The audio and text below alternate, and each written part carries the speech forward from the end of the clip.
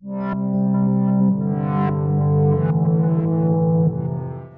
name is Shireen Rahimi. I own a production company called Lighthouse Productions, and I create film about how people relate to nature. And I got involved with Surfrider and Bleach Watch because Georgia told me about it, Georgia, my friend.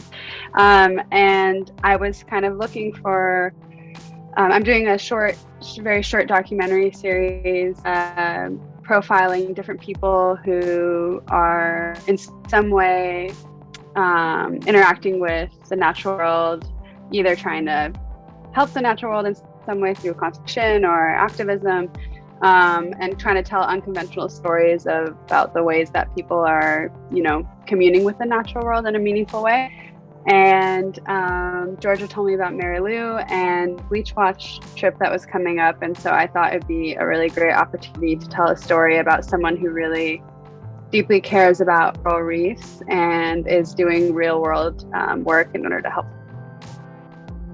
My name is Georgia Stockwell. I'm currently a master's student at the ABBA Center for Ecosystem Science and Policy at UM. My program really looks at the intersection of environmental studies, media studies, and visual anthropology and culture.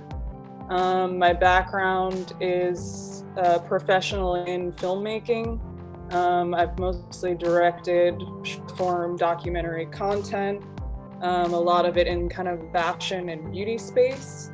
But being in this program and being in Miami, I'm really exploring my filmmaking skills in natural spaces and in the ocean, and have had a lot of opportunity to explore the ecosystems here.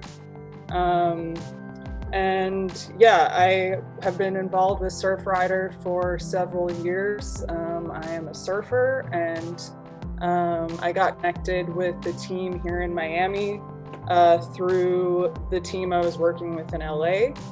And since arriving here, the Surfrider team were just super welcoming to me, and I've helped them with some different video projects, and have really developed a relationship with Marilu as, a like-minded thinker and creator. It was like a familiar experience of going down and not really seeing many fish or coral, be it like a pretty barren landscape or seascape. And so that is always not fun to see. But it's also, I did an interview with Marilu for the film a few days after we went out, and she was talking about how even going out on those surveys, when you go out, you see nothing, and it's depressing, and it makes you sad. It's still just, you're still out there recording some type of information, and the information is that there isn't much here and there's a lot to improve on. And it's also kind of encouraging because it's motivating, I would say, because it makes you realize how much work that we have to rebuild and restore marine ecosystems that have been so affected. It's motivating in that way, and it's also going, I was doing some free dives with the drone, the underwater drone that we were using to get footage of the drone and stuff, and even being down there and seeing some fish and some coral, and coming up to the surface and looking at this massive skyline that is right there on the beach, and so many people living right there with, all sorts of issues like sewage problems and fertilizer runoff, and it's just kind of remarkable that anything is still there. So Sure. that's kind of like the conflicting emotions that I was having.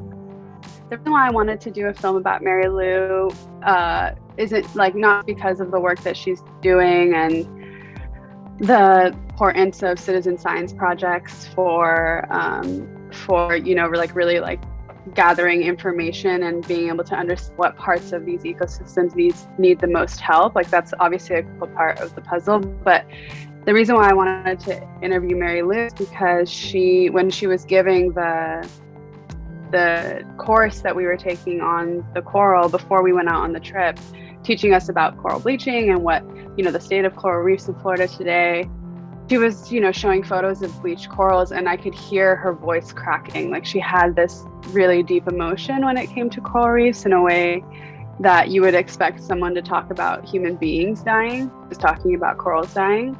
And I think that it was really compelling and very, basically like an example of the type of human natural relationships that I want to highlight with my filmmaking.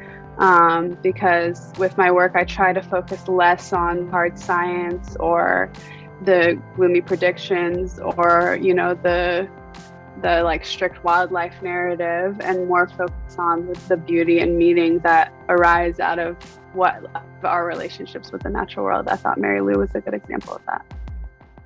I think, like Shireen was saying, when you look at the skyline and kind of think about how important the beach culture is here and how many tourists it brings here, it's just so important to like figure out that balance and like where that disconnect is in the beach culture and kind of the touristic aspect of Miami versus what's really going on in the environment. To add, I guess, to the first question that you had asked, that, when Marilu told me she's starting Conservation Key, I kind of started hearing about the trips that she was running and offering that opportunity to the Surfrider community. I got really excited about being able to be a part of that, and that being kind of an offshoot of Surfrider and but clearly her own kind of passion project and initiative. And I think it's really awesome that she's doing it and that she's managed to get the materials and the funds to create this project.